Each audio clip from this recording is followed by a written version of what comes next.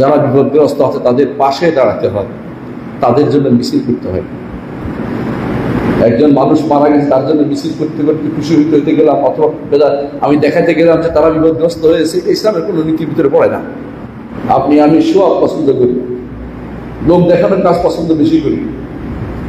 আমাদেরকে বাস্তবে যেতে হবে, কোন কাজ করলে আমার ভাইরা উপকৃত হবে সেটা শিখতে হবে, কোন কাজ করলে মৃত মানুষের উপকার হবে সেটা জানতে হবে, কোন কাজ করলে ইসলামের উপকার হবে সেটাও আমাদের শিখতে হবে। আমি আপনি আজ আবেগে গা ভাসিয়ে দিচ্ছি, আমি আপনি মনে করি আমি একটা কাজ করলেই বিদেশে বৈধতা পেয়ে যাবে না। আপনার বৈধতার জন্য অবশ্যই মুহাম্মদ রাসূলুল্লাহ সাল্লাল্লাহু আলাইহি ওয়াসাল্লামের আদর্শ থেকে কিছু একটা খুঁজে বের করতে হবে। যে কাজ আপনি করছেন এই কাজের পক্ষে কি কোনো দলিল আছে কি?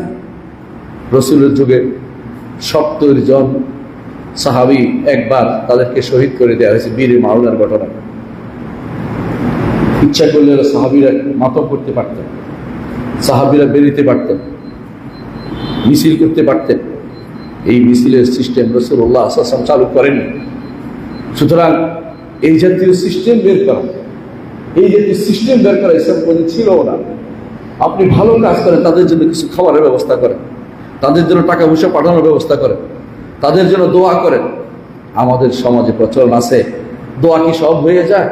দোয়া অনেক কিছু, সব হয়ে যাওয়া না হলে অনেক কিছু হয়।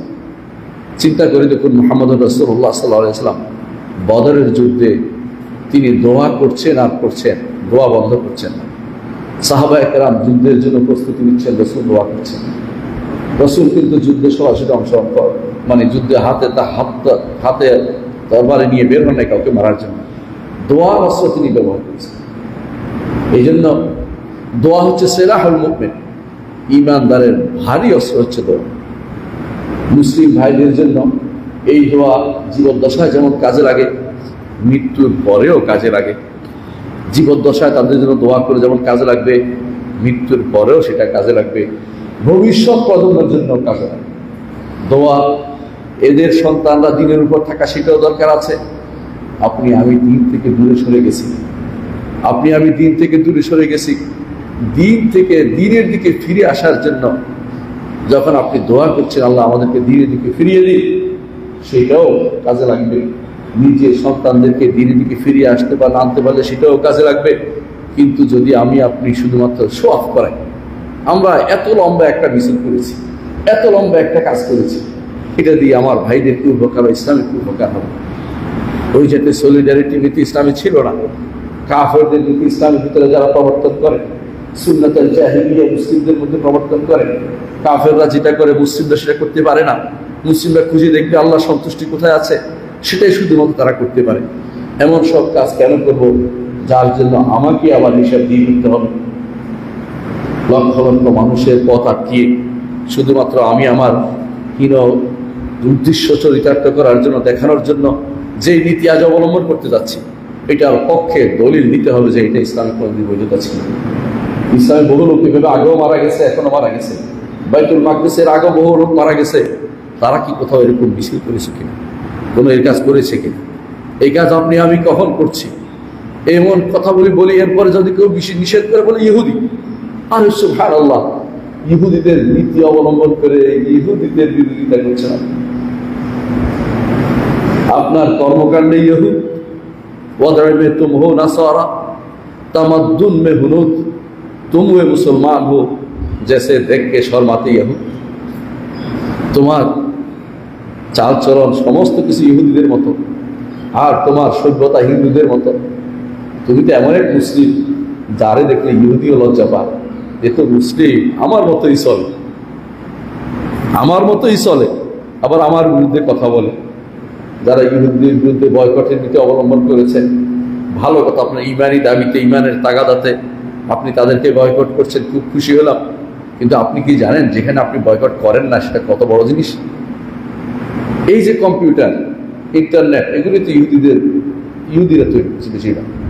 এগুলি ছেড়ে দিতে পারেন কিনা একটু দেখি। সব তো ছেড়ে দিতে বলা হয় না, মুসলিমদের যেটা উপকার হবে এগুলি ছেড়ে দিতে হয় না। বয়কটের নীতিতেও আমাদেরকে জানতে হবে। বয়কট করবেন যেটা আমাদের ক্ষতি না হয়, সেটাতে শুধুমাত্র আপনি আমি বয়কটে নিয়ে যেতে পারি। যা আমাদের ক্ষতি করবে সেখানে বয়কট করে আমাদের লাভ নেই। বয়কট করার সাথে সাথে মিছিল করতে করতে আমি গেলাম, গিয়ে অমুক কোম্পানিকে ফুরিয়ে দিলাম, অমুক কোম্পানি লুট করলাম। এটা কোন ইসলাম? এটা কে শিখিয়ে দিল? এই পদ্ধতি আবিষ্কার যারা করলো তারা এর জন্য দায়ী হবে। আপনি বলতে পারেন আমি করি না, অন্যরা করেছে, কিন্তু এই কাজটা শুরুটা কে করেছে? সূত্রপাতটা কে করেছে? আপনাকে এই কাজ করতে কে বলেছে? এটা কি ইসলামের কোনো নীতি ছিল কিনা যে এই কাজটা আমি করব? আমি এখান থেকে যেটা করতে পারি সেটা করব, যেটা করতে পারি না এমন কিছুর জন্য আমি এমন করে আবিষ্কার করতে পারি না যেটা ইহুদি নাসারদের অস্ত্র।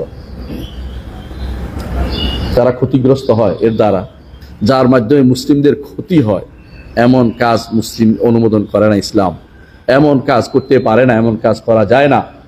যেটা ক্ষতি হবে সেটা করা যাবে না, যেটা আমাদের উপকারে দিবে, কাফেরদের ক্ষতি হবে সেটা করা যাবে, সেটাতে কোনো সন্দেহ নেই। কিন্তু পাইকারিভাবে সব করা যাবে না। এই জন্য আমাদের মাশায়েখ হারামাইন শরীফাইনের বেশিরভাগ আলেমরা এটাই বলেন যে বয়কট নীতি তো রাষ্ট্রের পক্ষ থেকে নির্ধারিত হবে। রাষ্ট্র জানবে কোন জিনিস বয়কট করতে হবে না। আমাদের দেশের মতো গরিব রাষ্ট্রগুলো যদি বয়কট নীতি সব জায়গায় অবলম্বন করি, আমাদের গার্মেন্টস শিল্প কোথায় যায়? গার্মেন্টস শিল্পগুলো যদি কোনো বয়কট করতে থাকে, তারাও বয়কট করে। আপনার দেশে আপনাকে অনেক কিছুই কাঠখড় পোড়াতে হবে। দেশীয় সম্পর্ক বন্ধ করে দিলে, আন্তর্জাতিক সব কিছু বন্ধ করে দিয়ে আপনি যদি আবদ্ধ হতে চান যে আমি নিজেকে নিয়ে চালাবো, সেটা একটা ভালো দিক যদি আপনার সেই ক্ষমতা থাকে। আপনার মতো আমার মতো মানুষরা সামান্য কোনো কিছুতেই আমরা মিছিল করতে থাকি, আমার অধিকার দিতে হবে, এই নীতি তো সাহাবায়ে কেরামের ছিল না। রাষ্ট্রের কাছে অধিকার প্রাপ্তির জন্য রাস্তা বন্ধ করে দেয়া আপনার আমার নীতিতে পরিণত হয়েছে। সেখানে যেদিন যদি কোনো রাষ্ট্রের সম্পদ না থাকে, সেদিন তো আপনি রাষ্ট্র পরিবর্তন করতে আপনি মিছিল করবেন, মিটিং করবেন। সেই জায়গাতে রাষ্ট্র যেখানে আন্তর্জাতিকভাবে তাকে চলতে হয়, আপনি এমন কোনো নীতি অবলম্বন করতে পারেন না যেই নীতির কারণে রাষ্ট্র ক্ষতিগ্রস্ত হয়, সাধারণ মানুষ ক্ষতিগ্রস্ত হয়। আপনি আজ 2-3টা দোকান পুড়িয়ে দিলেন, সারা বিশ্বের কাছে মেসেজ চলে গেল যে দেশের মানুষ হিংস্র, হানাহানি করে বেড়ায়, রাস্তাঘাটে মানুষ মেরে বেড়ায়। আপনি কি মনে করেন এটা আপনার জন্য ভালো কিছু দিয়েছে? কখনো এটা ভালো কোনো মেসেজ বিশ্বের দরবারে দেয়নি। আপনি আমি এমন কাজ কেন করি? আবার কিছু মানুষ বলবে শান্তিপূর্ণ মিছিল। শান্তিপূর্ণ মিছিল, প্রথম জিনিসটা হচ্ছে মিছিলটা কেন করতে হবে? মিছিলটার উপকারিতা কি? শান্তিপূর্ণটার উপকারিতা কি? শান্তিপূর্ণ কি সবসময় শান্তিপূর্ণ থাকে? শান্তিপূর্ণ যখন কেউ মানে না তখন সেটা অশান্তিপূর্ণ হয়ে যায়। মিছিল করে এই জন্য যে আমার দাবি শুনতে হবে, আমার দাবি মানতে হবে। আপনার দাবি শুনতে মানতে কাউকে বাধ্য করার অর্থ হচ্ছে পেশা সৃষ্টি করা। এই পদ্ধতি কিন্তু ইসলামের ছিল না। এই পদ্ধতি আবিষ্কার করেছিল বিদ্রোহীরা, তারা ওসমান ইবনে আফফান রাদিয়াল্লাহু আনহুর বিরুদ্ধে বেরিয়েছিলেন এবং তারা মদিনায় এসে বলেছিল যে প্রতিশোধ নিব, আমরা আমাদের শাসককে পরিবর্তন করে নিব। শাসক পরিবর্তন করার জন্য তারা মিছিল করেছে, তারা অবরোধ করেছে খলিফার বাড়িকে। এটাও বলবে শান্তিপূর্ণ মিছিল। সবাইটা নামে দিবে শান্তিপূর্ণ মিছিল। আমরা শান্তির জন্য গেছি। সবাই যে ব্যক্তি বড় ধরনের ফাসাদ সৃষ্টি করে সেও বলেন আমি ফাসাদ সৃষ্টি করতে পারছি। শান্তিপূর্ণ মিছিলগুলোর একটা সংজ্ঞা থাকা দরকার।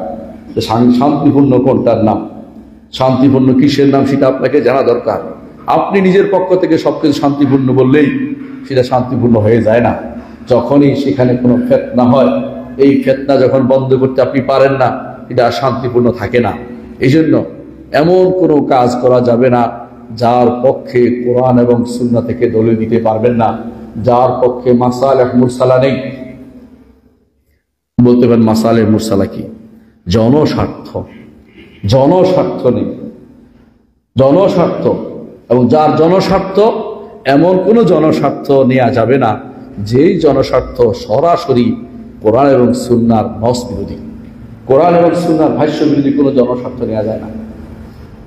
কেউ যদি বলে জনস্বার্থ আছে এখন যে আমাদের এখন থেকে আর কেউ কোরবানি করব না, এই টাকা গরিবদেরকে দান করে দিব, ওই জনস্বার্থ নেওয়া যাবে না, কারণ কোরবানি করা রাসূলের আদর্শ।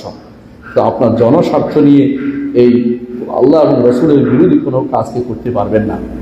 জনস্বার্থ পরিবর্তনের নীতি কি? আজকে আপনি যে নীতি বাস্তবায়ন করবেন, আপনার বিরুদ্ধে সেই নীতি আবার বাস্তবায়িত হবে। জনস্বার্থ বিবেচনা যদি কোরআন সুন্নাহর বিরোধী জিনিস নিয়েও করেন আপনি, আপনার বিরুদ্ধে একই জিনিস আবার বাস্তবায়িত হবে। জনস্বার্থ বিবেচনায় অন্যায় করা হচ্ছে, সেটা বন্ধ করবেন কি করে? মনে রাখবেন, এই জন্য সমস্ত স্বার্থ ফেলেই নিতে হয় না, এটাকে কোরআন এবং সুন্নাহর মানদণ্ডে, ভিত্তিতে সেটাকে পরীক্ষা করে নিতে হয়।